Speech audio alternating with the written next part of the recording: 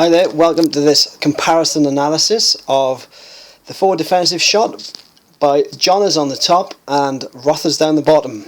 It's filmed on the 24th of July 2013 at Newport Fugitives Cricket Club in South Wales, www.fugees.co.uk. Okay, so Johners on the top, Rothers down the bottom. The ball is coming at 60 miles per hour.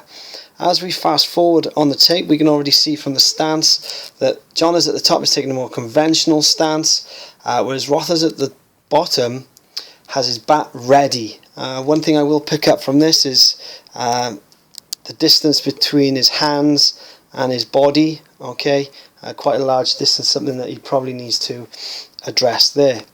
So, as we fast forward, the ball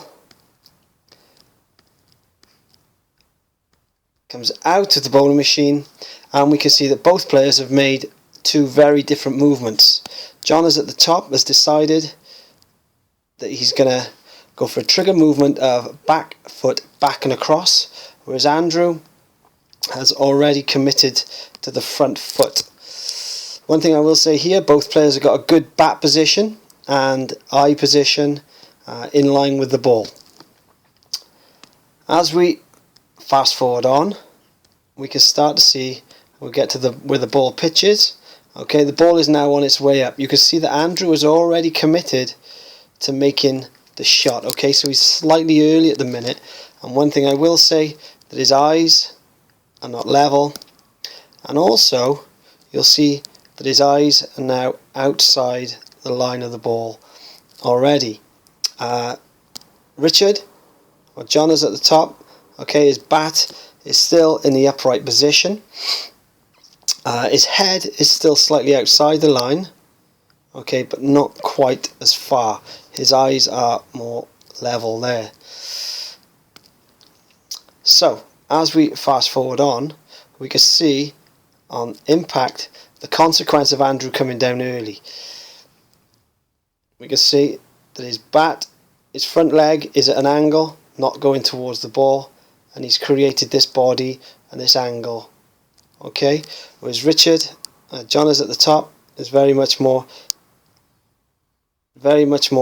in line here. Okay, his head is directly over the ball. Look at Andrew's eyes on this angle. Alright, you can't play cricket with your eyes on an angle.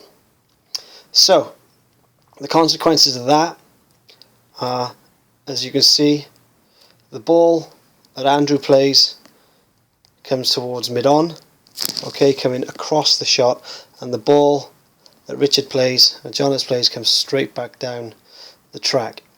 You can also see from this the consequence of Andrew and with his head being outside the line.